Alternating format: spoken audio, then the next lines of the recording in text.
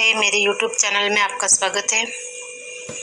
हिंदी लोक भारती कक्षा 10वीं में जो एक कविता है, कविता क्रमांक 8 गज़ल, उसके जो कवि है मानिक वर्मा जी है। उनका जन्म 1948 उज्जैन मध्य प्रदेश में हुआ। उनका परिचय है हास्य व्यंग के सशक्त हस्ताक्षर मानिक वर्मा जी वाचिक परंपरा में प्रमुख स्थान रखते हैं। उनकी प्रमुख कृतियाँ जो है मेरी गज़ल, मेरी इबादत है, आखिरी पत्ता, आदमी और बिजली का खंभा, महाभारत अभी जारी है, मुल्क के मालिकों को जवाब दो, मुल्क के मालिकों जवाब दो, ये उनकी कृतियाँ हैं।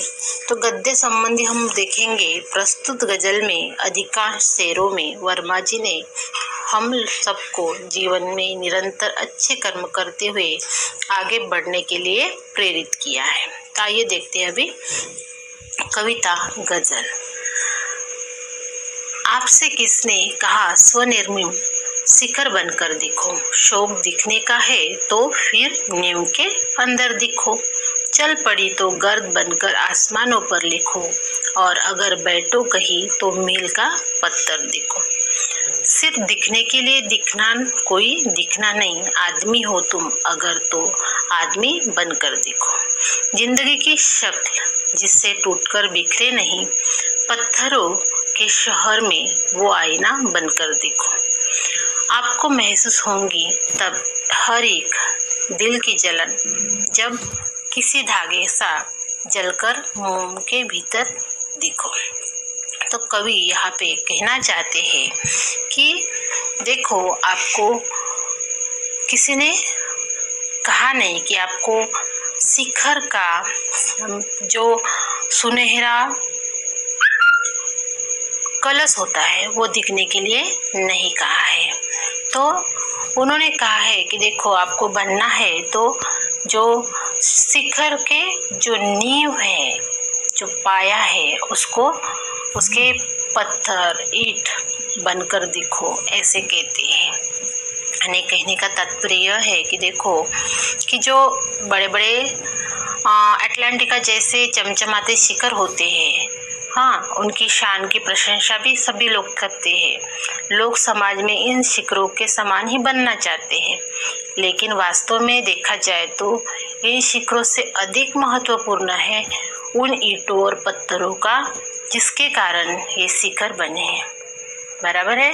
उदाहरण के तौर पर हम देखते हैं कि देखो कितने बड़े बड़े शिखर है। शिखर का जो सुनहरा सोने जैसा दिखने वाला मुकुट तो सभी बस शिखर बनना चाहते हैं, लेकिन जो नींव है वो कोई भी बनना नहीं चाहते। तो लेखक कहते हैं कि देखो, शिखर की चाह तो सभी रखते हैं, लेकिन नींव की चाह रखो, ऐसे वो कहते हैं कि उन नींव जो है उसके कारण ही क्या बना है, शिखर बना है।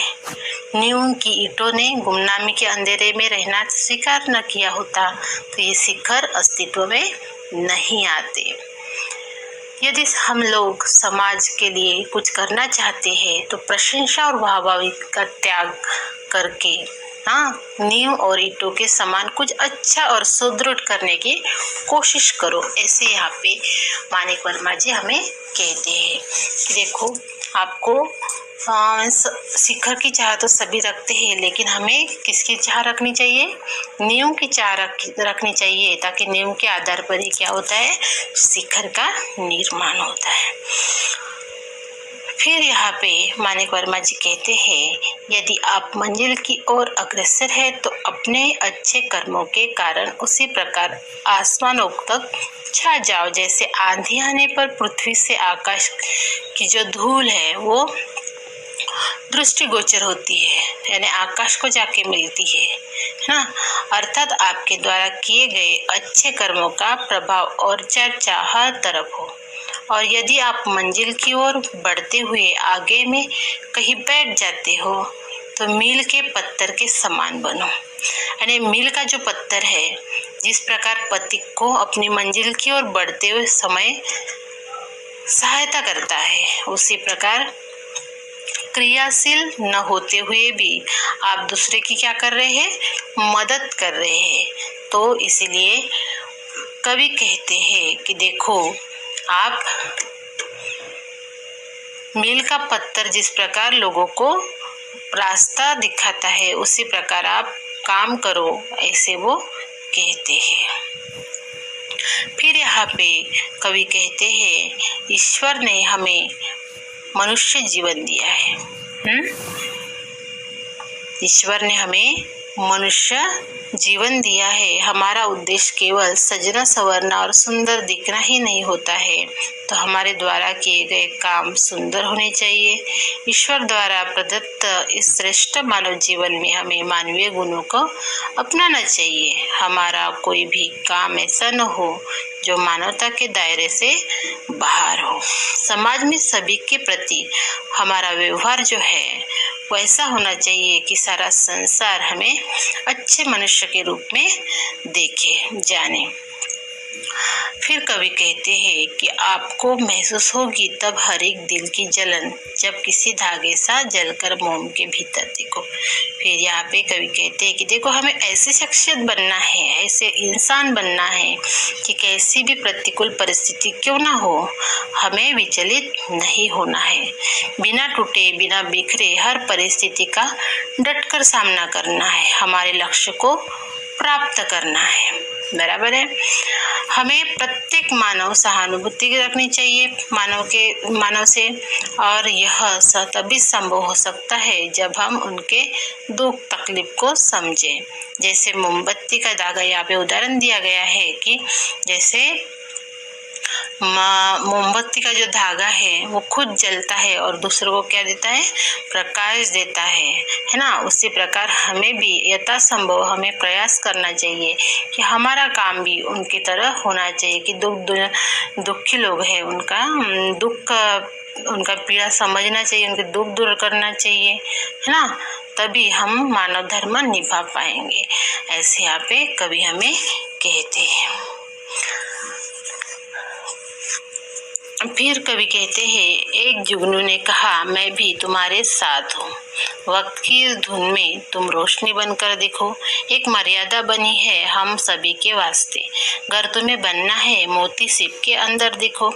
डर जाए फूल बनने से कोई नाजुक कली, तुम ना खिलते हुए पर तितली पर टूटे पर देखो। कोई ऐसी शक्ल तो मुझको दिखे इस भीड़ में, मैं जिसे देखो उसे तुम मुझे अक्सर देखो। तो ये जो लाइन है वो मैं दूसरे पार्ट में उसको बताऊंगी। अभी फ़िलहाल का जो वीडियो है वो बहुत काफ़ी लंबा हो रहा है, इसीलिए मैं यहाँ पे ये जो यहाँ तक वन स्ट्रैंजा रखती हूँ। आपको मेरा जो पढ़ाना है पसंद आया होगा तो प्लीज़ मेरे चैनल को सब्सक्राइब कीजिए, लाइक कीजिए, ताकि मेरा जो हौसला है और ज़्यादा बढ़े और ज़्यादा वीडियो मैं आपके लिए बनाऊं। तो प्लीज़ मुझे मेरे चैनल को सब्सक्राइब कीजिए। Thank you.